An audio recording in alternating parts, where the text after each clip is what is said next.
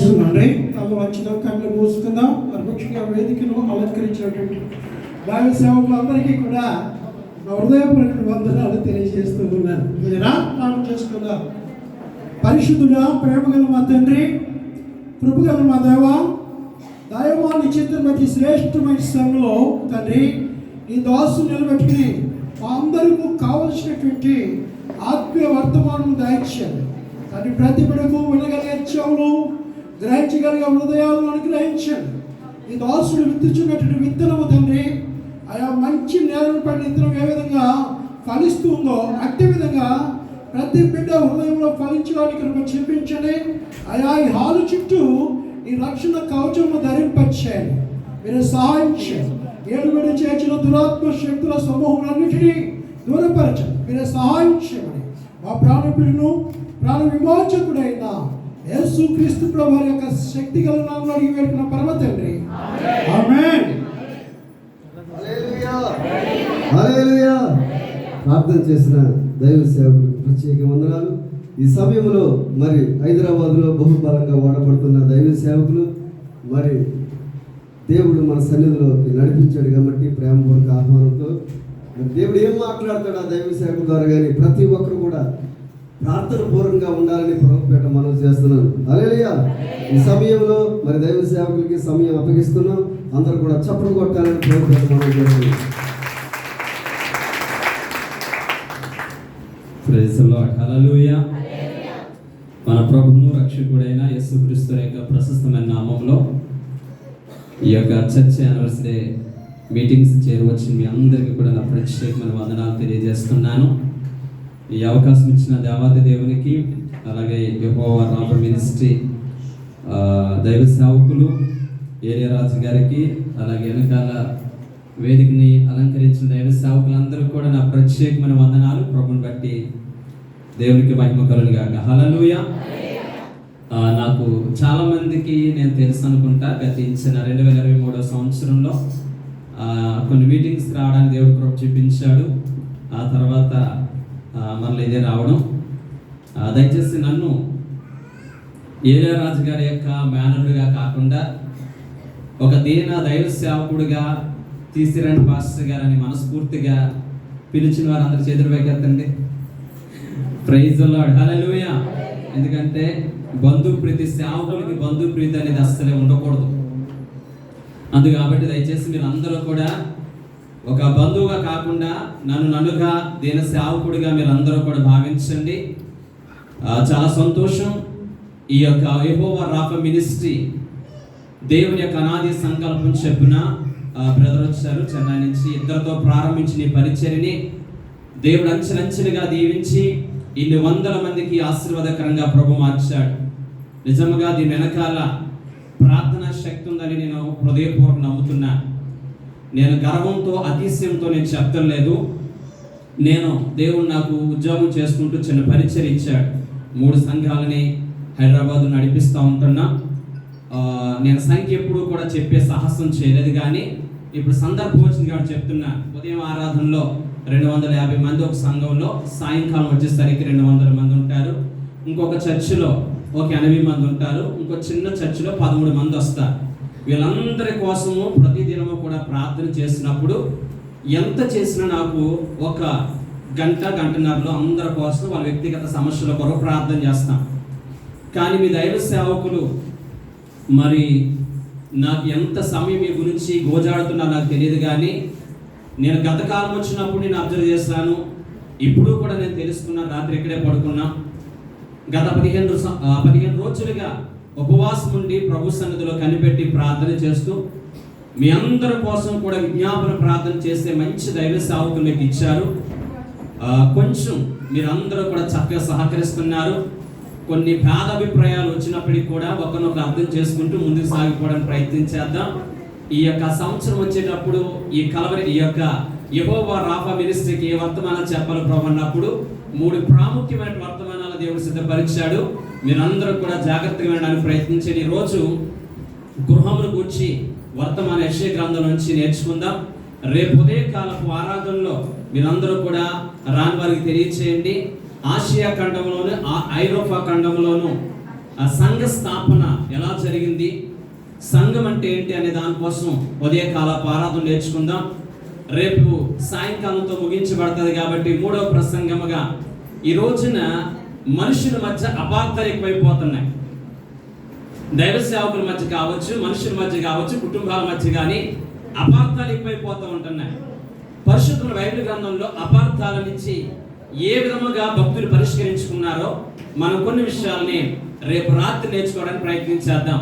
కాబట్టి మీరందరూ కూడా శ్రద్ధగా నా మాటలు వినడానికి ప్రయత్నించేయండి. వెనకాల ఉన్న వారికి అందరూ నా మాటలు అర్థమవుతున్నాయి కదండి. క్లుప్తంగానే తొందరగానే మిమ్మల్ని ఇంటికి పంపించే ప్రయత్నం చేస్తాను. వచ్చిన మీ అందరికీ కూడా ప్రత్యేకమైన వందనాలు. ఆలస్యం చేయకుండా పరిశుద్ధ బైబిల్ గ్రంథం నుంచి యెషయా గ్రంథము 32వ అధ్యాయము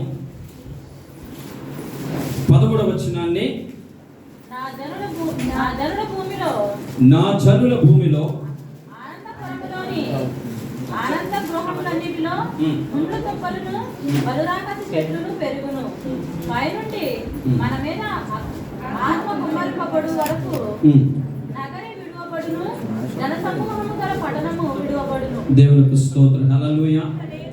దేవుని యొక్క మనస్సు మనం అర్థం చేసుకోవాలంటే ప్రతిరోజు కూడా పరిశుద్ధమైన బైబిల్ గ్రంథాన్ని చదవాలి.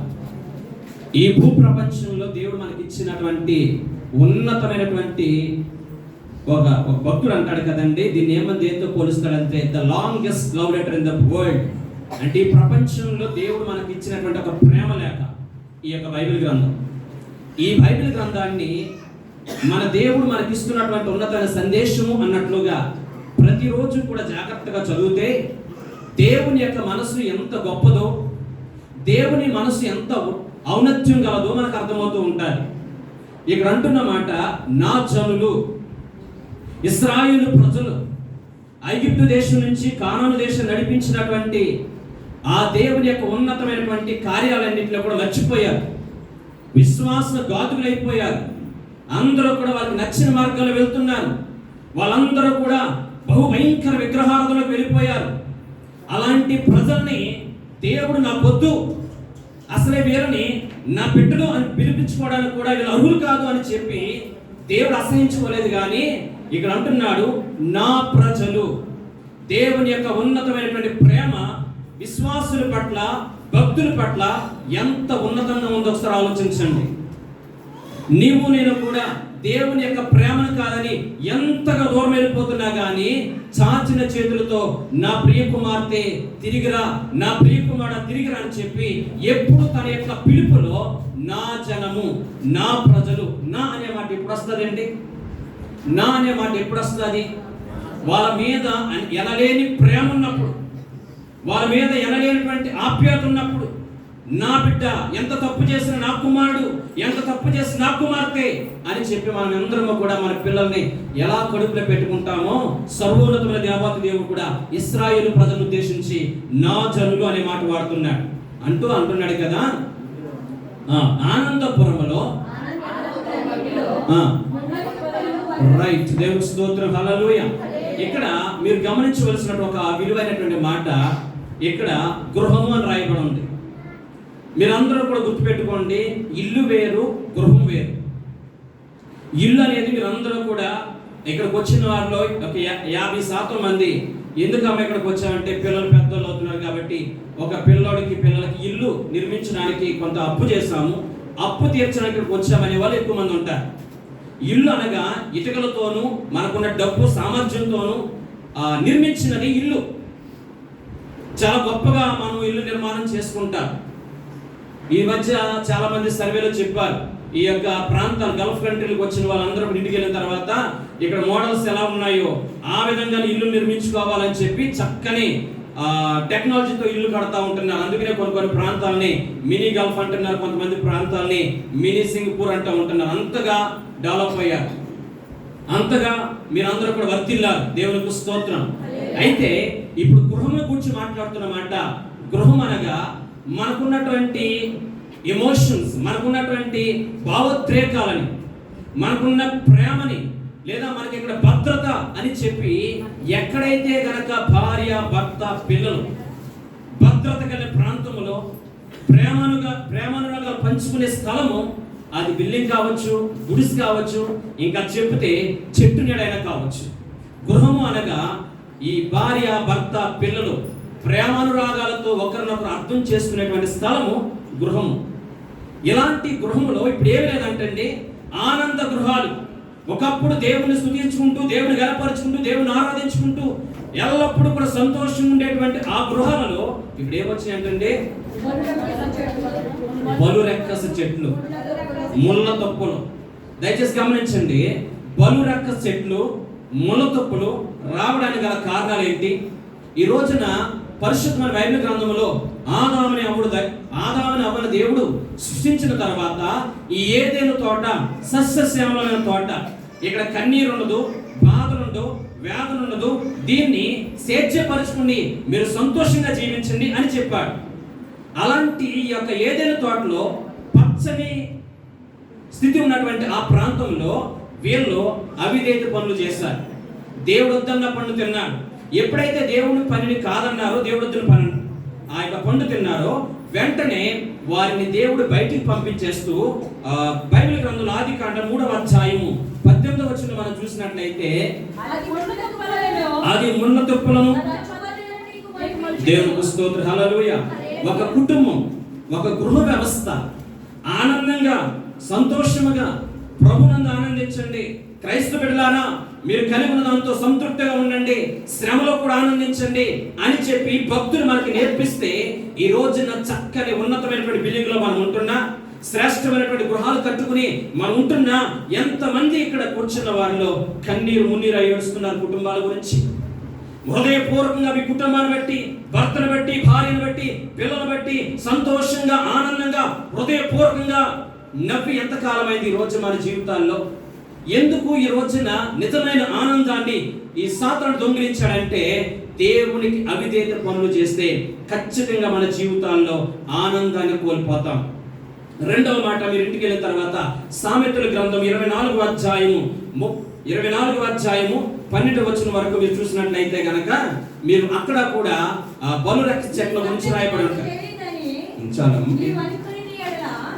ఇంటికి వెళ్ళిన తర్వాత చదవండి. ఓకే, సమయం లేదు కాబట్టి నేను ముందుకు వెళ్ళిపోయాను. ఎందుకంటే భక్తుల యొక్క జీవిత చరిత్రలో ఎలాంటి ఫ్యామిలీ ఎలా అయిపోయాయో మనం అనేక విషయాలు నేర్చుకోవడానికి ప్రయత్నించాను. అందుకని అర్థమవుతుంది కదండి నా స్వరం, అందుకే అర్థమవుతుంది కదా. రైట్, ఇక్కడ చూసినట్లయితే సామెతల గ్రంథంలో ఏమంటుందంటే, ఎవడైతే గనక ద్రాక్ష తోటని లేదా మన భాషలో ఇల్లుని నిర్లక్ష్యం చేస్తాడు, నిర్లక్ష్యం చేసినటువంటి ప్రతి ఇంట్లో, నిర్లక్ష్యం ఉన్నటువంటి ప్రతి స్థలములో ఆటోమేటిక్గా చెట్లన్నీ కూడా మొలిసిపోతాయి. బలురెక్కస చెట్లన్నీ కూడా మొలిసిపోయి కదండి. కొన్ని ఇళ్లలో ఎవరు నివాస యోగ్యంగా లేరనుకోండి, ఒక పొలం ఉంది, ఇక్కడ అందరూ కూడా వ్యవసాయం చేసి వచ్చిన వాళ్ళే. అయితే ఈ రైతుగా ఉన్న నీవు తగిన సమయం ముందు దాని విషయంలో జాగ్రత్తలు తీసుకోకుండా, కలుపు మొక్కలు తీయకుండా, దాన్ని పట్టించుకోకుండా నిర్లక్ష్యంగా ఉన్నామనుకోండి, ఆటోమేటిక్గా ఏమైపోతుందా ఆ పొలం? బలురెక్కస చెట్లు మొలిసిపోతాయి, కలుపు మొక్కలు మొలిసిపోతాయి. కలుపు మొక్కలు ఎంతగా స్ట్రాంగ్ అవుతాయంటే పండవలసిన పంట పొలంలో భయంకరమైనటువంటి చెట్లు మొలిసే ప్రమాదం ఉంది, ఎందుకంటే రైతు నిర్లక్ష్యం చేస్తే. అలాగే దేవుడిచ్చినటువంటి నీ యొక్క గృహంలో కావచ్చు, నీ హృదయ సీమలో కావచ్చు, ఒకవేళ మనం కనుక నిర్లక్ష్యంగా ఉంటే, ప్రార్థన విషయంలో, ఆరాధన విషయంలో, భక్తి విషయంలో ఒకవేళ నిర్లక్ష్య ధోరణితో మనం ఉన్నట్లయితే ఖచ్చితంగా మన యొక్క కుటుంబాల్లో కానీ మన జీవితాల్లో కానీ ఈ యొక్క బలురెక్కస చెట్ల లాంటి భయంకరమైనటువంటి చెట్లు మొలిచేటువంటి ప్రమాదం మనకుండి శాంతి సమాధానం దొంగిలించే ప్రమాదం ఉంది. రెండోదిగా మనిషి జీవితంలో వాళ్ళ యొక్క స్థితి లేదా గృహాలు, ఆనందకరమైన గృహాలు ఈ రోజున బలురెక్కస చెట్లు మొలవడానికి రెండవ కారణం ఏంటంటే పాపం. పాపం ఎంత ఘోరమైనదంటే అది ప్రారంభంలో చాలా ఆతృతగా ఉంటారు, ఆ తర్వాత ఆహ్లాదకరంగా భావిస్తున్నామా, ఆ తర్వాత ఎవరి జీవితాలను చూడండి పాపం చివరికి ఆవేదన మిగులుస్తుంది, ఆక్రందన మిగులుస్తుంది. కోలుకోవడానికి నీ జీవితంలో మరలా ఆనందించడానికి కూడా అవకాశం లేకుండా చేస్తారు. కాబట్టి మన జీవితాల్లో మనము ప్రతి పాపమును కూడా గుర్తించి దానిని ఆ వేలతో సహా పెళ్ళగిచ్చేటువంటి కృపను దేవుడు మనందరికీ దయచేయను గాక. హల్లెలూయా, హల్లెలూయా. ఎందుకనంటే ఒక వ్యక్తి ఫారెస్ట్ ఆఫీసర్ అంటే ఒక రోజున అడవికి వెళ్ళాడంట. ఆయనకు ఒక్కగానో కొడుకు. అడవికి వెళ్తే ఒక తెల్లని పులి పిల్ల కనిపించింది, చిన్న పిల్ల. అరే ఇది చూడడానికి చాలా చక్కగా ఉంది, దీన్ని మా ఇంటికి తీసుకెళ్తే నా కొడుకు దీంతో ఆడుకుంటాడు అని చెప్పి ఆ చిన్న పులి పిల్లని జాగ్రత్త ఇంటికి తీసుకొచ్చాడు. దానికి పాలు పోస్తున్నాడు, అది పెరుగుతూ ఉంది. తండ్రి బాబుతో పాటు అది ఆడుకుంటా ఉంటుంది. ఇది చూసినటువంటి తండ్రి మురిసిపోతున్నాడు, అరే పులి కూడా నా స్వాధీనంలో పుంజుకున్నానని చెప్పి. రోజులు గడుస్తూ ఉంటున్నాయి, పులి పెద్దదవుతుంది, బాబు పెద్దోడవుతున్నాడు. ఎందుకు ఒక రోజున ఆడుకునే ప్రయత్నంలో ఈ బాబు పరుగు వెళ్తూ ఉంటుంటే కాలు జారి పడిపోయాడు. కాలు జారి పడిపోగానే ఈ పులి వెనకాల నుంచి వెళ్తున్నటువంటి ఈ పులి పెద్ద అయింది కదండి, ఆయనకి తగిన గాయంలో నుంచి రక్తం వచ్చింది. ఇదేంటి ఎర్రగా ఉందని చెప్పి అప్పుడు వరకు కూడా తన స్వభావం ఎర్రనటువంటి ఆ యొక్క పులి ఆ రక్తాన్ని కొంచెం నాకింది. ఎప్పుడైతే ఆ రక్తం నాకిందో దాని యొక్క నిజస్వరూపం అంతా కూడా బయటపడ్డాలి. ఈ రక్తం మరిగినటువంటి యొక్క పులి వెంటనే ఆలోచించకుండా అప్పుడు వరకు కూడా ప్రేమపూర్వకంగా ఆడుకున్నటువంటి ఆ బాబుని ఒక పంచ విసిరి చంపేసి తినేసింది. అప్పుడు ఆ యొక్క తండ్రి గుండెలు బాదుకుంటూ ఏడ్చాడు, అరే దీని స్వభావము భక్షించే స్వభావం, దీని యొక్క నైజం పాడు చేసే నైజం, దీని నైజం భయంకరంగా క్రూరమత్వం, ఇలాంటి క్రూరత్వం ఉన్నటువంటి ఈ యొక్క పులిని తీసుకొచ్చి నా ఇంట్లో పెట్టుకోవడం నేను చేసిన తప్పు, నేను నాకు ఒక్కగానో కొడుకుని పోగొట్టుకున్నానని చెప్పి గుండెలు బాదుకుంటూ ఏడ్చిన తన జీవితంలో తిరిగి రాని లోకానికి బాబు వెళ్ళిపోయాడు. దయచేసి మన జీవితాల్లో కూడా ఏదైనా కానీ మన జీవితాల్లో ఈరోజు నీ ఆనందాన్ని నీ సంతోషం తొలగించేది ఏ చిన్నదైనా కానీ ఈ రాత్రికాల సమయంలో తీసుకుని బ్రతికిన కొద్ది కాలం, నీ ఆయుష్కాలం ఎంతకాలం మనకు తెలియదు, నా ఆయుష్కాలం ఎంతకాలమో తెలియదు, ఈ బ్రతికిన కొద్ది కాలము ప్రభు సన్నిధిలో నమ్మకమైనటువంటి సంతోషాన్ని అనుభవించేటువంటి కృప దేవుడు మనకి ఇవ్వాలి. భక్తుడైన సొలొమోను మీ అందరికీ తెలుసు. ప్రసంగి గ్రంథము 2వ అధ్యాయము 4 నుంచి 10 వచనాలు కూడా చదవండి, ఓకేనా? ఎందుకంటే ఏమనుకోవద్దు, నేను ఎక్కువ బైబిల్ చదివించాను, ఎందుకంటే మీరు ఇంటికి వెళ్ళిన తర్వాత చదువుతారని చెప్పేసి. ఓకే, నేను చెప్పుకుంటూ వెళ్తాను. ఎందుకంటే మీరు ఆ 4 నుంచి 10 వచనాలు చదివారనుకోండి, నాకు ఒక 10 నిమిషాలు లేట్ అయిపోతుంది. ఓకేనా? నాకు ఇవ్వబడినటువంటి సమయం 1 అవర్లో నేను క్లోజ్ చేసుకునే ప్రయత్నం చేస్తాను. ఈ 2వ అధ్యాయము 4 నుంచి 10 వరకు, ఓకేనా? ప్రసంగి గ్రంథం ఎప్పుడు రాశారంటే సొలొమోను వృద్ధుడైపోయిన తర్వాత, సమస్తం అనుభవించిన తర్వాత అప్పుడు ఆయనకి ఏమర్థమైంది, అంత వ్యర్థం వ్యర్థం వ్యర్థం అనే కదండి. ఓకే, అక్కడ అంటాడు కదండి, నా జీవితంలో మంచి గృహాలు కట్టుకుంటే ఆనందం ఉంటాను అనుకున్నాను, నా జీవితంలో అనేక మంది భార్యలు చేసుకుంటే ఆనందంగా ఉంటాను అనుకున్నాను, రాజనగర్ కట్టిస్తే ఆనందంగా ఉంటాను అనుకున్నాను, నా యొక్క రాజ్యంలో కావలసిన వస్తువులు అన్నీ కూడా సిద్ధపరచుకుంటే, అక్కడ ఉంటే ఇంటికి వెళ్తారు చదవండి, ఈ భౌతిక సంబంధమైనటువంటి వాటి ద్వారా నాకు నిజమైన ఆనందం పొందుకుంటాను నా కుటుంబంలో అనుకున్నాను. నా కన్ను ఆశించిన దాన్ని దేన్ని కాదనలేదు, ఎందుకంటే దీన్ని వద్దనుకుంటే నా ఆనందం మిస్ అయిపోతేమో, దీన్ని కాదనుకుంటే అయిపోయిన సమయం తిరిగి రాదేమో అని చెప్పి నా కన్ను ఆశించిన ప్రతి దాన్ని కూడా నేను ఆటంకపరచలేదు. ఏది చెయ్యాలంటే అది చేశాను, ఏది త్రాగాలంటే అది త్రాగాను, ఎంతగా ఎంజాయ్ చేయాలంటే అంతగా ఎంజాయ్ చేశాను. కానీ చివరికి ఆయన అంటున్న మాట ఏంటి తెలిసింది, కంక్లూజన్లో అంటాడు, అంతా వ్యర్థం, అంతా వ్యర్థం, నా ప్రభువులో నిజమైన ఆనందం ఉంది, ఈ లోకంలో ఆనందము నా ప్రభువులో ఉంది, నా ప్రభువులో ఆనందము ఈ లోకంలో లేదు. ఈ విషయం చాలా మంది తెలియక తాత్కాలికమైనటువంటి ఆనందాల కోసం, తాత్కాలికమైనటువంటి సంతోషాల కోసం నిజ దేవుని విడిచిపెట్టి లోకం వైపు పరుగులు పెడతా ఉంటున్నారు, లోకాసుల వైపు పరుగులు పెడతా ఉంటున్నారు, అలసిపోతున్నారు, సొమసిల్లిపోతున్నారు, నిరాశ నిస్పృహలోకి వెళ్ళిపోతున్నారు. చివరికి ఇంకా చావేశాడు అనుకున్నట్లుగా సాతానుడు మనల్ని ప్రేరేపిస్తూ ఉంటున్నాడు. సొలొమోను భక్తుడు మనకు నేర్పిస్తున్న పాఠము, ఈ భూప్రపంచంలో శాశ్వతమైన ఆనందము దేవునిలో ఉంది తప్ప ఏ వస్తువులో కూడా, ఏ స్థలంలో కూడా లేదు. అవునా కదండి? మీరు ఇల్లు కట్టుకుంటారు, ఇల్లు ఓపెనింగ్ అంతసేపు ఆనందంగా ఉంటారు, ఇల్లు అయిపోయిన తర్వాత అప్పుల గురించి ఆలోచిస్తారు. అవునా కదండి? బాబు పెళ్లి అంటారు, పెళ్లి చేసేంత వరకు కూడా ఆతృతగా ఉంటారు, పెళ్లి అయిపోయిన తర్వాత కూతురు పెళ్లి అంటూ ఉంటారు, పెళ్లి అయిపోయిన తర్వాత అన్నీ కూడా ఏది నీ జీవితాల్లో, నా జీవితాల్లో నిజమైనటువంటి ఆనందం దీని ద్వారా ఆనందించారని దేవుని యందు తప్ప మనుషునిచ్చే దాని ద్వారా వచ్చిందంటే చేతుల పైకి ఎవరు అనుభవించాము? డబ్బు ద్వారా, ఆస్తి ద్వారా నాకు ఆనందం వచ్చిందండి, అంతస్తు ద్వారా ఆనందం వచ్చిందండి, చక్కని కోడలు బట్టి ఆనందం వచ్చింది, చక్కని అల్లుని బట్టి ఆనందం వచ్చిందని ఎవరున్నారా? ఉన్నారా? ఎవరు కూడా లేరు. నిజమైనటువంటి ఆనందం, నిజమైన సంతోషం నా ప్రభువులో ఉంది. అందుని బట్టి మీరు అందరూ ధన్యులు చెప్పబడి ప్రభు ఇక్కడ తెలిసిన వాళ్ళు మీరు ఎంత ఆనందంగా ఉన్నారా? ఇక్కడ తెలిసిన వాళ్ళు మీరు ఎంత సంతోషంగా ఉన్నారు? సంతోషంగా వాళ్ళందరూ కూడా చెప్పబట్టండి. మరి హల్లెలూయా. యెషయా గ్రంథం 17వ అధ్యాయం 10వ వచనం. యెషయా గ్రంథం 17వ అధ్యాయం 10వ వచనం. ఏలయనగా నీవు నీ రక్షణకర్తైన దేవుని మర్చిపోతివి, నీ ఆశ్రయదుర్గమైన నీ శైలమును దేవునికి స్తోత్రం. హల్లెలూయా. ఎవరు మర్చిపోరంటే అండి, ఆశ్రయదుర్గమైన దేవుని మీరు మర్చిపోయారు. దేవుడు ఏదైతే వద్దన్నాడో వాటిని మీరు ఇష్టపడుతున్నారు. నిజ దేవుణ్ణి ఆశ్రయదుర్గాన్ని విడిచిపెట్టి వెళ్ళిన ప్రతి ఒక్కరూ కూడా ఆనందంగా బ్రతకలేరు. అందుకనే పరిశుద్ధమైన బైబిల్ గ్రంథంలో పేతురుగా 1 పేతురు 4:3లోను చదవండి. 1 పేతురు 4:3.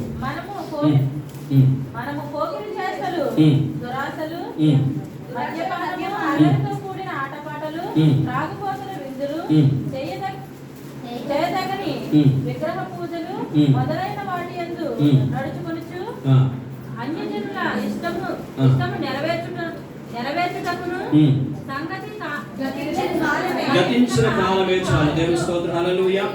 రైట్. నిజమైన క్రైస్తవుడు ఎందుకు ఆనందించలేకపోతున్నాడు? ప్రభువులు ఎందుకు ఆనందించలేకపోతారు? అపోస్తలుడు పౌలు గారు శ్రమలు అంటున్న మాట, ప్రభువునందు ఆనందించండి, మరలా చెప్పిన ప్రభువునందు ఆనందించండి. ఇంత ఉన్నతమైనటువంటి ఆనందాన్ని అనుభవించినటువంటి పౌలు గారి యొక్క ఆనందాన్ని ఈ రోజున క్రైస్తవ సమాజము ఎందుకు అనుభవించలేకపోతున్నారు అని చూసినట్లయితే, మన దేవుని మరిచి ఈ లోక సంబంధమైనటువంటి ఆచారాలన్నింటినీ కూడా మన హృదయంలో పెట్టుకుంటున్నాం. ఈ రోజున క్రైస్తవులు మనం చెప్పుకుని కూడా లోక సంబంధమైన వాటిని మనం అనుసరించే వాళ్ళు ఎంతమంది లేరండి. అందుకనే భక్తుడైన ఆశ తన జీవితంలో తన పరిపాలన కాలంలో చాలా కాలము మిక్కిలి నెమ్మదితో ఉండేనని ఉంటుందండి. ఓకేనా? ఎలా ఉంటుందంటే 2వ దినవృత్తాంతం 15వ అధ్యాయం అంతా కూడా మీరు చదవని ఇంటికి వెళ్తారు. ఓకే, చదువుతారు కదా, గుర్తుపెట్టుకున్నారు అందరూ కూడా. ఆశ అనే రాజు తన యొక్క జీవిత కాలంలో, ఆ యొక్క పరిపాలన కాలంలో రాజ్యము నెమ్మదిగా ఉంది, సంతోషంగా ఉంది. కారణం ఏంటంటే అక్కడ ఉంటుంది కదండి, తన తల్లి అయిన మయాక ప్రజలందరినీ కూడా తప్పుదారు నడిపించే ప్రయత్నం చేస్తే, నా తల్లి ఏం చేసి నడుస్తుంది, నా తల్లి తర్వాత ఎవరైనా అనేటువంటి మూర్ఖత్వపు స్వభావంతో ఈ యొక్క ఆశ లేకుండా తన జీవితంలో ఈ దేవునికి వ్యతిరేకమైనటువంటి చేష్ట చేసే, నా తల్లి అయినా, నా తండ్రి అయినా, నా భర్త అయినా, భార్య అయినా, ఎవరైనా ఒకటే అని చెప్పి తన రాజ్యంలో ఆమె రాణిగా ఉండకుండా తీసిపడేసి, ఆమె నిలిపినటువంటి ఆ విగ్రహాలన్నింటినీ కూడా తీసుకెళ్లి కిద్రోను వాగులో పడేసేస్తాడు. అంతే అలా ఉందా? ఎంత అద్భుతమైన కార్యం చేశాడండి. ఈ రోజున నీ ఇంట్లో సమాధానం లేకుండా చేసేటువంటిది, నీకు ప్రీతికరమైనటువంటి ఎవరి ద్వారా ఉన్నా కానీ దాన్ని తీసి పడవేసే ప్రయత్నం చేస్తేనే నీకు శాంతి, సంతోషం, సమాధానం కలుగుతాయి. ఇది ఆశ చేస్తాడు. బైబిల్ న్యాయాధిపతుల గ్రంథం 6వ అధ్యాయం 25వ వచనంలో కూడా గిద్యోను తన తండ్రి కట్టించినటువంటి ప్రతి విధమైనటువంటి బయలు దేవతకు సంబంధించిన బలిపీఠలన్నింటినీ కూడా పడగొట్టాడు. అందుకనే ఈ యొక్క గిద్యోను పరాక్రమశాలిగా ఉన్నట్లుగా మనం చూడగలుగుతున్నాం. ఎక్కడికి వెళ్ళిన విజయ పదముల ముందుకు సాగినట్లుగా మనం చూడగలుగుతున్నాం.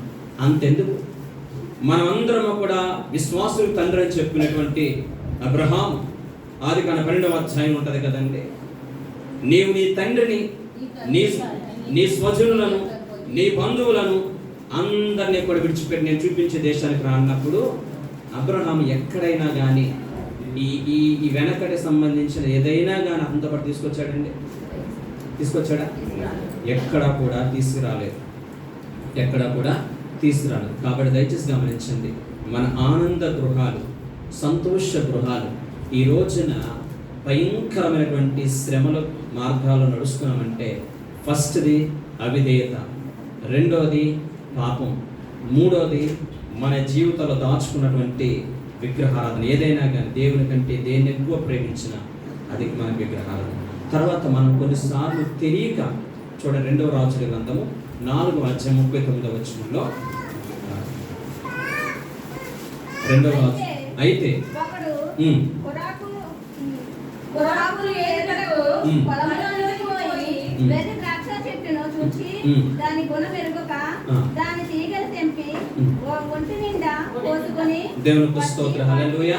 చదవండి. ఇంటికి వెళ్ళిన తర్వాత 2 రాజుల 4:39 ఒక దైవ సేవకుడి దగ్గర ఉన్నటువంటి శిష్యులు వెళ్ళి ఒక వెర్రి ద్రాక్షను చూస్తే అది దాని గుణం ఎరగకుండా, దాని స్వభావం ఎరగకుండా, చూడండి ఎక్కడున్నాడు వీళ్ళు, దైవ సేవకుడితో ఉన్నారు. అభిషక్తుడైనటువంటి దైవ సేవకుడితో వీళ్ళు జీవిస్తూ ఉంటున్నారు. 2 అంతల ఆత్మలు పాల్గొన్నటువంటి దైవ సేవకుడితో కలిసి బ్రతుకుతున్నారు. అలాంటి యొక్క వ్యక్తులు గుణం ఎరగకుండా వెళ్ళి ఆ యొక్క వెర్రి ద్రాక్ష తీసుకొచ్చి ఇంట్లో పెట్టుకుని కూర వండుకునే ప్రయత్నం చేస్తారంటే, మన దైవ ప్రత్యక్షత లేకపోతే, దేవుని యొక్క ప్రణాళికలు లేకపోతే, దేవుని యొక్క సన్నిధిలో కనిపెట్టి ప్రార్థన చేయకపోతే మన జీవితాల్లో కూడా కొన్ని సందర్భాలు మనకు తెలియకుండానే కొన్ని నిర్ణయాలు తీసుకుని కొన్ని నష్టాలు కష్టాలు పాలైపోయిన వాళ్ళు ఎంతో మంది ఇక్కడ కూర్చున్న వాళ్ళు ఉండొచ్చు. నిజంగా దాని గుణం ఎరగకుండా, దాని స్వభావం తెలియకుండా పచ్చని ఆకు అని చెప్పేసి తీసుకొచ్చేసాం. నెల్లుడు కావచ్చు, నీ కోడలు కావచ్చు, భర్త కావచ్చు, భార్య కావచ్చు, ఎవరైనా సరే అందుకనే మనుషులు పరిరూపాన్ని లెక్క పెడతారు. మనం ఆరాధిస్తున్న జీవం గల దేవుడు, హృదయాంతరంగా ఎరిగిన దేవుడు. కాబట్టి మనం అందరము కూడా దయచేసి ఇప్పటికే మనం మోసపోయినట్లయితే, ఒకవేళ దాన్ని బట్టి మన ఆనందాన్ని కోల్పోతే, ప్రభు నీకు ఒక అవకాశం ఇస్తున్నాడు. ప్రభు నాకు ఆనందాన్ని తిరిగి దయచేయని ప్రభు సన్నిధిలో ప్రార్థన చేస్తాం. Okay right. ఇప్పుడు భక్తుల జీవితం చదువుతాం కదండి. నా జీవితంలో ఇస్సాకును గురించి, రెబెకాను గురించి ఎన్నిసార్లు చదవంటారు సార్? ఆలోచించండి, చెప్పండి. చేతి పైకి ఎంతమంది ఇస్సాకు అమ్మ అందరు ఇక్కడ ఉన్నారా? మరి మీ సేవకులు గట్టిగా మాట్లాడతారు, నేనేమో praise the lord, hallelujah. Right, చెప్పండి. ఎంతమంది ఇస్సాకు రెబెకాను గురించి చదివారు? ఎవరు చదవట్లేదా? రైట్, ఛాయ్ ముందులేదేమో. ఇస్సాకు రెబెకా గురించి ఎన్నోసార్లు చదవండి. ఓకే, మీరు మళ్ళీ చదవండి. నేను చెప్పిన మాటలే కాదు, మీకు అనేక విషయాలు దేవుడు బయలుపరుస్తారు. ఆదికాండం 25వ అధ్యాయము, 26వ అధ్యాయము, 27. ఓకే, ఈ అధ్యాయాలన్నీ కూడా ఇంటికి వెళ్ళిన తర్వాత చదివినట్లయితే జరిగిన స్టోరీ మీకు జాగ్రత్తగా చెప్తాను. ఓకేనా? ఎందుకు ఆనందకరమైన కుటుంబము విలాపకరమైన కుటుంబంగా మారిపోయింది. ఓకేనా? చాలా మంది దైవ సేవకులు, ఇలాంటి అభిషేకులు వివాహం చేసేటప్పుడు ఏమని ప్రార్థన చేస్తారంటే, ఈ జంటని ప్రభువా ఇస్సాకు రెబెకాల దీవించు అంటారు. అవునే కదా? ఆ జంటకి ఎవరు కూడా సాటిరా. ఎంత ప్రేమ గలవారంటే, ఇస్సాకు అనే మాటకి అర్థము నవ్వు పుట్టించేవాడు అర్థం. ఆ పేరుకు తగ్గట్లుగానే తండ్రికి సంతోషం పుట్టించాడు, పేరుకు తగ్గట్లుగానే దేవునికి సంతోషం కలిగి చేస్తాడు, పేరుకు తగ్గట్లుగానే భార్య కూడా సంతోషం కలిగి చేస్తాడు. నాకు తెలిసి రెబెకమ్మ నా భర్త అంత ప్రేమ గలవాడి ప్రపంచంలో అన్నట్లుగా భావించుండవచ్చు. అందుకనే వాళ్ళు చాలా అన్యోన్యంగా బ్రతుకున్నట్లుగా, ప్రేమనురాగులు బ్రతుకున్నట్లుగా పరిశుద్ధమైన బైబిల్ గ్రంథంలో మనకు అనేకమైనటువంటి చోట్ల కనిపిస్తూ ఉంటారు. దేవుని ప్రణాళిక చెప్పున ఈ యొక్క వివాహ వ్యవస్థ ఏర్పరచబడింది ఈ యొక్క ఇస్సాకుకి రెబెకాకి. వీళ్ళిద్దరూ కూడా చాలా సంతోషంగా బ్రతుకుతున్నారు. ఇస్సాకు యొక్క వయసు 40 సంవత్సరాల టైంలో వివాహం చేసుకున్నాడు. 60 సంవత్సరం వచ్చింది, పిల్లలు లేరు. పిల్లలు లేనప్పుడు దేవుడు వాగ్దానం చేస్తాడు, సంతాన్ని ఆశీర్వదిస్తానని. ఈ యొక్క ఇస్సాకు తొందరపడి నేను ఇంకొక అమ్మాయిని వివాహం చేసుకుంటాను అనలేదు. మీరు గమనించండి, అక్కడ ఎంత మంచి మాట ఉంటుందో తెలుసండి. రెబెకా గురించి ఇస్సాకు వెళ్ళి దేవుణ్ణి ప్రాధేయపడి ప్రార్థన చేస్తాడు. ఇది ఆనందకరమైన కుటుంబం. భర్త కోసం కన్నీరు విడిచి ప్రార్థన చేసే భార్య కలిగి ఉండాలి. భర్త కోసం కన్నీరు విడిచేటువంటి భార్యగా నీవు ఉండాలి. అలాగే కుటుంబ వ్యవస్థ ఆనందకరంగా ఉండాలంటే వాడు ఎలా పోతే నాకు ఎందుకులే, వాడు ఏమైపోతే నాకు ఎందుకులే అని చెప్పి వారు కాకుండా, వారి కొరకు అంటే ఆ దేవునికి ఇచ్చిన సాటైన సహకారి బాధ నీ బాధగా భావించి వారి కొరకు కన్నీరు విడిచి ప్రార్థన చేస్తే ఆ కుటుంబాల్లో ఆటోమేటిక్గా ఆనందం ఉంటుందన్నదా? ఉంటారు. ఇస్సాకు అదే చేశాడు. ఇస్సాకు దేవుని సన్నిధికి వెళ్ళి తన భార్య, దేవా నా భార్య అవమానాలు పడుతుంది, వివాహమై 20 సంవత్సరాలు చెప్పి అనేక మంది వ్యక్తులు నా భార్యని కాకుల్లా పొడిచి తింటున్నాను. కొన్నిసార్లు నా భార్య నిద్ర లేకుండా బ్రతుకుతుంది, ఆహారం తినకుండా బ్రతుకుతుంది, ఏడుస్తుంది. నా భార్య ప్రభులో జ్ఞాపకం చేసుకో ప్రభు అని చెప్పి కన్నీరు విడిచి ఇస్సాకు ప్రార్థన చేశాడు. అతని ప్రార్థన దేవుడు ప్రార్థన ఆలకించి ఆ యొక్క రెబెకాని జ్ఞాపకం చేసుకున్నాడు. ఓకేనా? స్త్రీలే కదా ఎక్కువ ప్రార్థన చేయవలసింది, పురుషులు కూడా ఎక్కువ ప్రార్థన చేయాలి భార్య కోసం. ఓకేనా? ఈ విధంగా ప్రార్థన చేసినప్పుడు దేవుడు జ్ఞాపకం చేసిన చక్కని పిల్లలు ఇచ్చాడు. పిల్లల్ని ఇచ్చేటప్పుడు ఒక ప్రణాళిక చెప్పాడు. ఆమె అంటారు కదండి, ఇద్దరు కవల పిల్లలు ఇద్దరు కూడా లోపల పెనుగులాడుకుంటుంటే ఈమెకి చాలా శ్రమ వచ్చేసింది. శ్రమ వచ్చినప్పుడు ఎక్కడికి వెళ్ళాలి చెప్పండి. అక్కడ రాయబడిన మాట ఏంటో తెలిసి మీరు జాగ్రత్తగా చదవండి. దేవుని సన్నిధికి వెళ్ళి నా స్థితి ఏంటి ప్రభుని మొరపెట్టుకుంది. ఈ రోజున ఎందుకమ్మా ఈ వారం ప్రార్థన రాలేదంటే మనసుపాలజీ అయ్యారు. ఎందుకమ్మా ప్రార్థన రాలేదంటే కనుక అసలు నా భార్య నా మాట వింటలేదండి, నా భర్త నా మాట ఈ రకమైనటువంటి మాటలు చెప్పేటువంటి స్వభావం అంది. కానీ నిజంగా నీ జీవితంలో నిజమైనటువంటి పరిష్కారం అనేది నీకు కావాలంటే దేవుడి సన్నిధికి వచ్చి మొరపెడితే ఖచ్చితంగా ప్రభు ప్రార్థన ఆలకిస్తారు. ఇస్సాకు జీవితంలో రెబెకా తన భర్తను బట్టి ప్రార్థన నేర్చుకుని ఇప్పుడు ఏం చేస్తుందంటే సమస్య రాగానే తన భర్త దగ్గరికి వెళ్ళి ఆడట్లేదు, దేవుని సన్నిధికి వచ్చి ప్రార్థన చేసింది. ప్రార్థన ఆలకించాడు దేవుడు చెప్పాడు, అమ్మా నీకు 2 పిల్లలు పుడతారు, అందులో చిన్నోడు పెద్దోడి మీద అధికారిగా ఉంటాడు, పెద్దోడు దాసుగా ఉంటాడు. ఓకే, అది మనసులో పెట్టుకుంది, భక్తి పూర్వాలు కాబట్టి. వాళ్ళు ఎదుగుతూ ఉంటుంటే ఎంత స్వార్థమో చూడండి. ఈ యొక్క యాసావు పెద్దవాడై అరణ్యవాసి అయ్యాడు, వేటాడడం మందు నేర్పరయ్యాడు. చిన్నవాడు ఏమయ్యాడంటే సాధువై గుడారంలో ఉన్నాడు. ఓకేనా? గుడారంలో ఉన్న వాళ్ళందరూ సాధువులుగా ఉంటారు. అంటే దేవుని మందిరం ఉన్న వాళ్ళందరూ ఎలా ఉంటారంటే సాధువులుగా ఉంటారు, నెమ్మదిగా ఉంటారు. దేవుని మందిరంలో కూడా మనం సాధువులుగా ఉండలేదంటే కనుక మన మందిరం ఉండలేదు, జస్ట్ ఈ గోడల మధ్య ఉన్నామని అర్థం. దేవుడు ఎప్పుడు కూడా మన మధ్య ఆయన నివసించే దేవుడు కాబట్టి మనం దేవుని సన్నిధికి వస్తున్నప్పుడు నాకు తెలిసి ఎన్ని సంవత్సరాలు నువ్వు ప్రభువుని నమ్ముకుని 20, 10, 5, 2 ఎంతకాలమో నాకు తెలియదు. నువ్వు ప్రభువుని నమ్ముకున్న తర్వాత ఎంత సాధువుగా మారుతున్నామా. ఏ వ్యక్తి అయినా కానీ గుడారవాసిగా ఉంటే కనుక ఎలా ఉంటారంటే ఎలా ఉంటారు? కోపిష్ఠులుగా ఉంటారు, సాధువులుగా ఉంటారంటే. అంటే నీకు తెలియకుండా నీ స్వభావం మారిపోద్ది.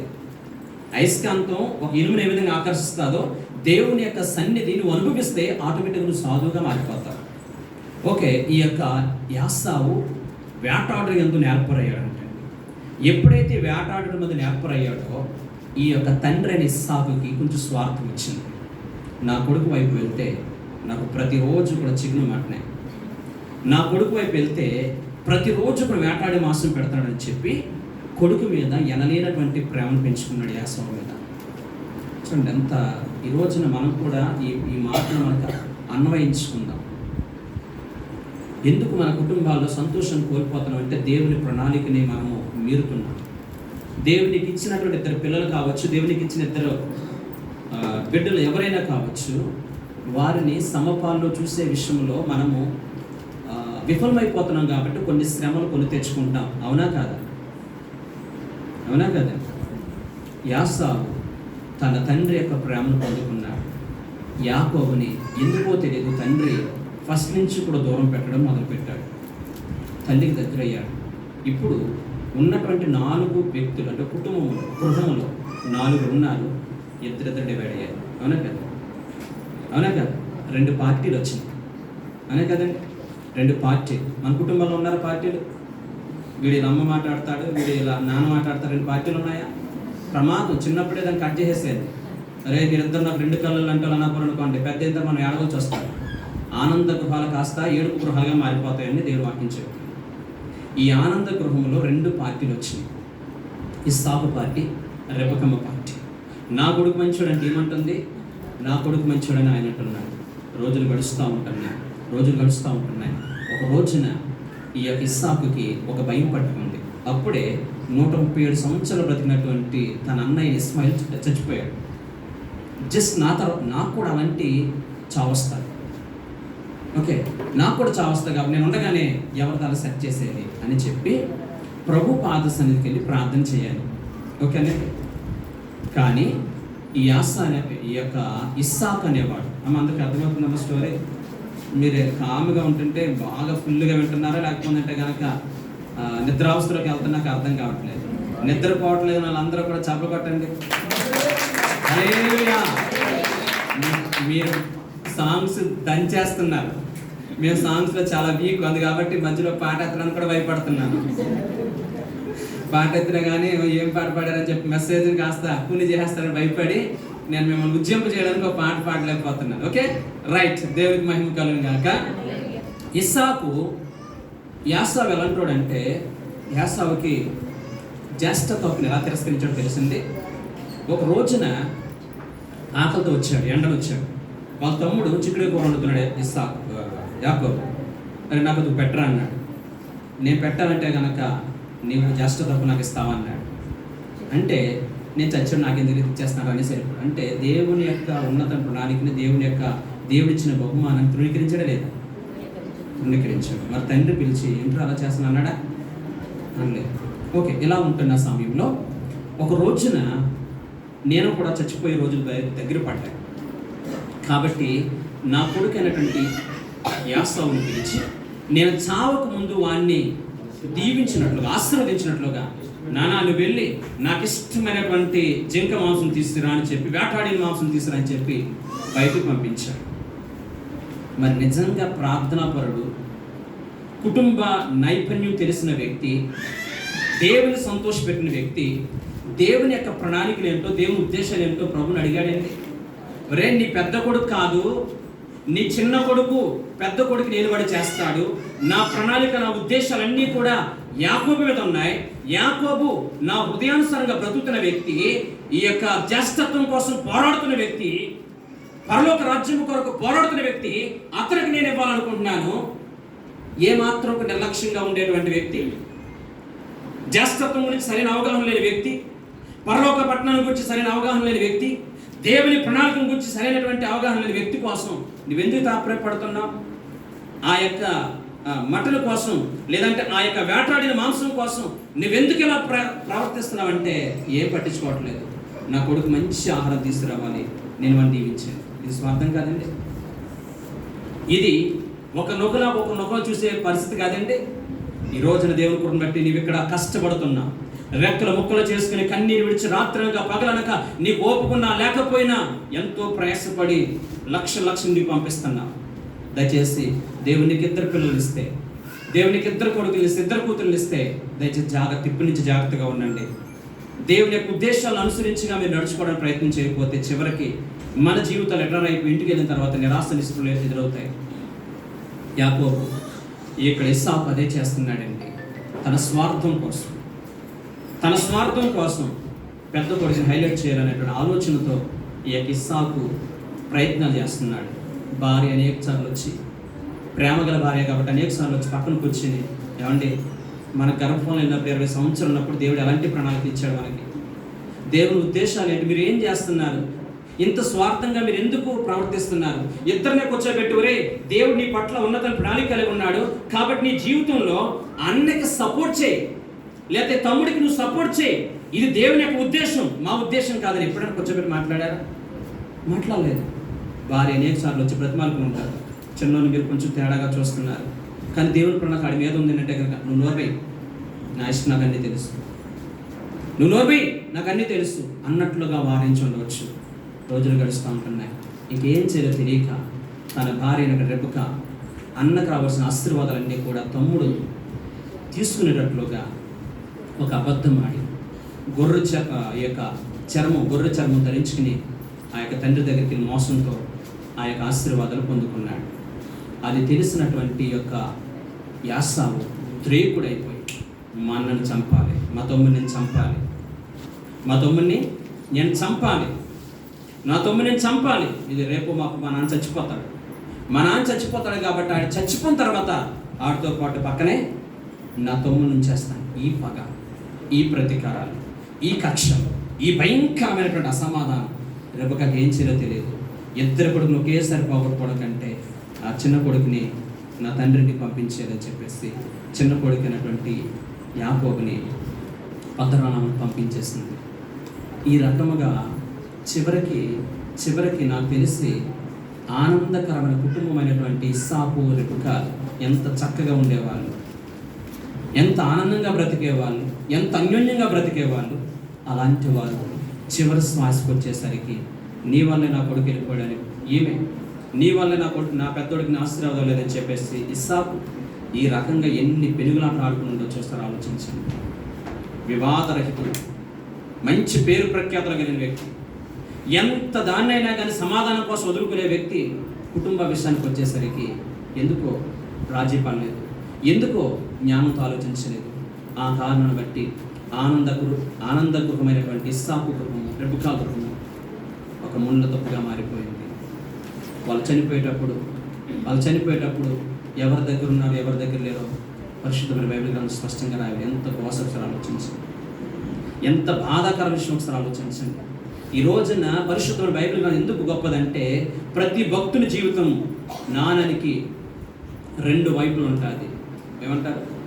హెడ్ అండ్ టైల్స్, అదే బొమ్మ. అలాగే ప్రతి భక్తుని జీవితం మనకు ఒక పాఠం నేర్పిస్తుంది. ప్రతి భక్తుని జీవితం మనకు ఒక ఆత్మీయ పాఠం నేర్పిస్తుంది. నీవు నేను ఒకడు ఎలా ఉంటున్నా ఒకసారి ఆలోచించుకుందాం. నీ జీవితం నా జీవితంలో ప్రభు యొక్క చిత్తానుసారంగా మన పిల్లల్ని పెంచుతున్నామా? ప్రభు యొక్క చిత్తానుసారంగా ప్రతిసారి కూడా ఒరే దేవుని పట్ల కలిగిన ప్రణాళిక ఇది.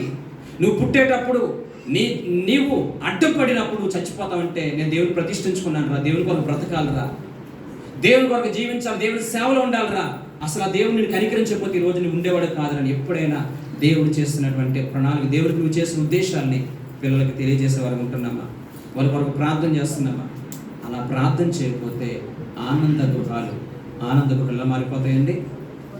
ముళ్ళ తప్పులు, బలురెక్క చెట్లు. ఇంతకంటే బలురెక్క చెట్లు ఏమైనా ఉంటాయి ఇస్సాకు కుటుంబంలో? ఇంతకంటే భయంకరమైన ముళ్ళ తప్పులు ఏమైనా ఉంటాయా ఇస్సాకు కుటుంబంలో? ఎవరైనా భక్తిపరుడు, నువ్వు ఎంత, నీ భక్తి నా భక్తి ఎంత, నీ పరిశుద్ధి నా పరిశుద్ధి ఎంత, ఒక్కసారి ఆలోచించుకుని దైవిక జ్ఞానంలో మన జీవితాలు పరీక్షించుకుంటూ ముందుకు సాగిపోయి ప్రభు పాదాలు పట్టుకుని ఇప్పటికే మనం మోసపోయామేమో. ఇప్పటికే పిల్లలు మన మాట వినకుండా తమ్ముడికే పంపిస్తున్నామని అన్నకి పంపిస్తున్న తమ్ముడు, అక్కకి ఎక్కువ పెట్టేసిన చెల్లికి ఎక్కువ పెట్టేసిన అక్క. ఎంతటి తప్పు, ఎంతటి కారణం వాళ్ళని అనుకోవడం కంటే మనమే కదండి. దయచేసి మనమే కదా. దయచేసి ఎలాంటి తప్పులు చేయకుండా దేవునికి ఇచ్చినటువంటి ఇద్దరు పిల్లల్ని, దేవునికి ఇచ్చినట్టు కుటుంబ వ్యవస్థని ఆనందంగా బ్రతకండి. ఒకటే కోరుకోండి. నేను ఎప్పుడు సంఘంలో చెప్తాను, మనం చనిపోయేటప్పుడు ఆనందంగా కన్ను మూయాలి. ఎలా మూయాలండి? ఆనందంగా కన్ను మూయాలి. నేను పరలోక పట్టణానికి వెళ్తున్నాను కదా, మీరు ధైర్యంగా ఉండని చెప్పి ఆనంద కన్ను మూయాలి తప్ప నిరాశ నిస్పృహలో మనం ఎప్పుడు కూడా కన్ను మూసేవారుగా ఉండకూడదు. అటువంటి కృప ఆ పరిశుద్ధాత్మ మన అందరికీ దయచేయాలని, మన కుటుంబాలన్నీ కూడా ఆనంద గృహాలుగా మారాలని ఒక దేన సేవకుడు నుండి మనసుతో కోరుకుంటూ దయచేసి ఈ మాటలన్నీ కూడా మన జీవితానికి అన్వయించుకోవడానికి ప్రయత్నం చేద్దాం. నేను చెప్పినటువంటి మాటలు చాలా క్లుప్తంగా మీరు అందరూ కూడా గమనించండి. దయచేసి మన యొక్క జీవితాల్లో ఆనందకర గృహాలు దుఃఖాకరమైన కుటుంబాలుగా మారడానికి మొదటిది ఏంటంటే మనం అవిధేయులుగా బ్రతకడం, రెండవది పాపం మన జీవితాల్లో ఉండడం, మూడోది మనం చూసినట్లయితే దేవుని కంటే లోపల దేవుని ఎక్కువగా ప్రేమించడం, నాలుగోది మనం చూసినట్లయితే కానీ దేవుని యొక్క ఉద్దేశాలు ప్రణాళికలు తెలుసుకోకుండా మన పిల్లలకి అవి ఇవి ఇవ్వడం. కాబట్టి దయచేసి అలా కాకుండా మనమందరము కూడా దేవుడిచ్చిన జ్ఞానం బట్టి మన పిల్లల్ని, మన కుటుంబాన్ని ఆనంద గృహాలుగా మార్చుకుందాం, సంతోష గృహాలుగా మార్చుకుందాం. అటువంటి కృప దేవుడు మనందరికీ దయచేయను గాక. మోకరించండి, చిన్న ప్రార్థన చేసుకుని వాక్యం మనందరి జీవితాల్లో నీరు కట్టి ఫలింపచేయడానికి అందరం కూడా ప్రార్థన చేస్తున్నాం.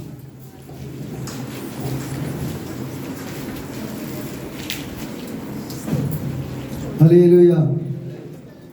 మరి చక్కటి వర్తమానం దైవ సేవల ద్వారా ప్రభు మాట్లాడిన మనతో మనం సంతోషంగా ఉండాలంటే ప్రభు సన్నిధిని ఆరాధిస్తే మన జీవితంలో బలురెక్కలు మనకి ఉండవు. సంతోషంలో దేవుని సన్నిధిలో మనం ఆరాధించకపోతే కనుక మన కుటుంబంలో, మన వ్యక్తిగత జీవితంలో బలురెక్కల తప్పుడు శక్తులు కూడా మొలుస్తూ ఉంటాయి. అది మనకే, మన కుటుంబానికి చాలా ప్రమాదకరమైనది. మనకే కాదు, మన కుటుంబానికే కాదు, సంఘానికే కాదు, ప్రతి ఒక్క బిడ్డ జీవితంలో అది చాలా ప్రమాదం. అందుకే ప్రభు సన్నిధిలో హృదయపూర్వకమైన ఆరాధన మనం దేవుని సంతోషపెట్టే వారంగా ఉంటే కనుక మన జీవితంలో ఆశీర్వాదాలు, దీవెనలు, సంతోషం, ఆనందం. వాక్య నిమిత్తం దైవ సేవకులు జాన్ మిట్రే గారు ప్రార్థన చేస్తారు. మనమందరూ కూడా ప్రార్థన చేయగలిగాం. ప్రార్థన. మహాపరిశుద్ధుడా, మహోన్నతుడా, మా పరమ తండ్రి, నీకు స్తోత్రాలు స్తుతులు తెలియజేసుకుంటున్నామయ్యా. ఇది నీ సేవకుల్ని ప్రభువా నైనా తండ్రి ఆ దేశం నుంచి మా మధ్యకు నడిపించి నైనా ఉన్నతమైనటువంటి వాక్యము ద్వారా నైనా తండ్రిని వీళ్ళందరితో మీరు మాట్లాడి ఉన్నారు తండ్రి. ఆనంద గృహాలలో తండ్రి బలు కసి చెట్లు మొలుస్తున్నాయని, ఆ రీతిగా మీ హృదయాలు ఉండకూడదు, మీ జీవితాలు ఉండకూడదని మరి యొక్క పర్యాయము తండ్రి మీరు హెచ్చరించిన దాన్ని బట్టి అయ్యా ఇశ్రాయేలు చింతలో తండ్రి పట్టణము తండ్రి కట్టి ప్రాకారాలు కట్టి వారిని ఆశీర్వదించినప్పుడు తండ్రి వారికి విరోధం ఉన్నప్పుడు ప్రభువా వారి జీవితాలు తండ్రి బలు రక్కసి చెట్లు మొలిసి ఆధ్యాత్మికంగా పడిపోయారని, పతనమయ్యారని తండ్రి నైనా మీ లేఖనం ద్వారా మీరు మాట్లాడి ప్రభువా ఈ రోజు నైనా తండ్రి సేవకుల ద్వారా కావలసినటువంటి మాటలు మీరు మాట్లాడి ఉన్నారు తండ్రి. మరి ముఖ్యంగా సంఘాన్ని మీరు కట్టి తండ్రి ఆశ్చర్యకరమైన వెలుగులోనికి నడిపించి ఉన్నారు నైనా తండ్రి యొక్క సంఘము తండ్రి నైనా యొక్క తండ్రి మనలో తండ్రి వార్షికోత్సవం జరుపుకోవడానికి నీ సేవకుని ప్రభు మీరు ఎన్నుకొని తండ్రి ఈ మస్కర్ దేశంలో ప్రభు ఏలి ఆలోచన తండ్రి సంఘమును సంఘపడిన ప్రభు ఎంతగానో మీరు నడిపిస్తా ఉన్నారు. ఈ సంఘం ఇంకా ప్రభు ఆధ్యాత్మికముగా మీ సన్నిధిలో వర్ధిల్లినట్లు ఫలించినట్లు 700గా మీ ఆత్మతో నింపండి ప్రభు. నీ సేవకునికి కావలసినటువంటి తండ్రి ఆధ్యాత్మిక సత్యములు తెలియపరిచి సంఘము నానాటిగా అభివృద్ధి పొందినట్లు సహాయం చేయండి. ఇంకా ప్రభు ఎవరైతే నైనా ఆధ్యాత్మికంగా వెనకబడి ఉన్నారో, నీకు దూరముగా ఉన్నారో, అపవాది ఎంతమందిని పడవేసి ఉన్నాడో తండ్రి అంధకార సంబంధమైన అధికారం నుంచి విడుదల కలుగజేసి నీ రాకడకు సిద్ధపరచమని ప్రార్థన చేస్తున్నాం. ఈ వాక్యం ప్రతి హృదయంలో కూడా తండ్రి నింపబడినట్లు ఫలించినట్లు ప్రతి ఒక్క బిడ్డని కూడా నేను సిద్ధపరచమని ప్రార్థిస్తూ ఉన్నాం. నీ సేవకులకి మీరు ఆశీర్వదించండి, ఈ సంఘాన్ని ఆశీర్వదించండి. ఈరోజు ఇంకా దైవ సేవకులు అనేక మంది ప్రభు ఇదిగోనే తన వేదికను అలంకరించినారు. అనేక మంది మా సహోదరులు నైనా ఆయా ప్రాంతాల నుంచి ఆయా సంఘం నుంచి నీ మందిరానికి వచ్చారు ప్రభు. అయ్యా వారందరూ బడి ప్రార్థన చేస్తున్నా నీ యొక్క తండ్రి నేను సన్నిధిలో బిడ్డలు మీరు ఆశీర్వదించండి, వారి కుటుంబాలను ఆశీర్వదించండి, వారి బిడ్డలని ఆశీర్వదించండి, వారు చేసిన పని పట్ల అన్ని విషయాలు కూడా వర్ధల చేయండి, మంచి ఆరోగ్యాలు దయచేయమని ప్రార్థన చేస్తున్నాం తండ్రి. ఎంతో ఆసక్తి కలిగి మీ సన్నిధిలో చేరి ఉన్నారు, ప్రార్థిస్తూ ఉన్నారు ప్రభు. అనేక మంది బిడ్డలు ప్రభు యమున కాలంలో కాడి మోస్తూ ఉన్నారు, వారందరూ బట్టి ప్రార్థన చేస్తూ ఉన్నాం. ఈ సంఘ పెద్దలు బట్టి కోయిల్ వారిని బట్టి ప్రభు కాపులను బట్టి ప్రార్థిస్తూ ఉన్నాం. ఇంకా 700గా తండ్రి మీరు నడిపించండి. రానున్న దినాలలో ఈ సంఘాన్ని ఇంకా ఉన్నతంగా మీరు ఆశీర్వదించమని ప్రార్థన చేస్తున్నాం. ప్రతి బిడ్డకు తండ్రి నీ రాకడకు సిద్ధపడినట్లు ప్రతి బిడ్డను కూడా మీరు సిద్ధపరచండి. ఇంకా ఎవరు ప్రభు బలహీనులుగా ఉన్నారో, ఇంకా ఎవరు బంధకాలలో ఉన్నారో, ఎవరు ఇంకా ఆధ్యాత్మిక బలహీనులై ఉన్నారో అయ్యా మీ ఆత్మ చేత సంధించండి, మీ ఆత్మ చేత సంధించండి. వారి ప్రతి బలహీనతను తీసివేయండి. నేను ఇంకా ఎవరైతే అనారోగ్యంతో ఉన్నారో, నేను దుఃఖంతో ఉన్నారో వారికి విడుదల కలుగు చేయమని ప్రార్థన చేస్తూ ఉన్నాం తండ్రి. బిడ్డలందరినీ కూడా మీరు ఆశీర్వదించి దీవించమని మా ప్రభువును రక్షకుడైన యేసుక్రీస్తు వారి శ్రేష్టమైన నామమును వేడుకుంటున్నాము తండ్రి. ఆమేన్, ఆమేన్. హల్లెలూయా, హల్లెలూయా. మరి ప్రార్థన చేసిన దైవ సేవకులకు ప్రత్యేక వందనాలు. ఈ సమయంలో కానుకల బాట మరి పోయర్స్ వారు వచ్చి జెంట్స్ యూత్ వారు వచ్చి పాట పాడతారు. కానుకలు కూడా ఎంత పడితే త్వరగా రావాల్సిందిగా ప్రేమపూర్వకం ఆహ్వానిస్తున్నాం. రావాలి, టైం మాత్రం వెయిట్ చేయకూడదు. దేవుని సన్నిధిలో భయంకరంగా ఉండాలి. హల్లెలూయా. అందుకనే నాకు భయం దేవుడు అంటే ఒక్క నిమిషం కూడా పోనేమను. అందుని బట్టి మనమందరం కూడా దేవుని సన్నిధిలోకి వచ్చిన తర్వాత దేవునికి భయపడే వారిగా ఉండాలి. హల్లెలూయా.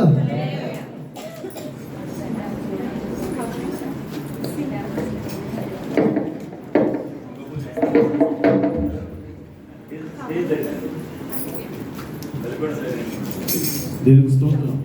హల్లెలూయా. నజరేయుడా నా యేసయ్యా ఎన్ని యుగాలకైనా ఆరాధనైనము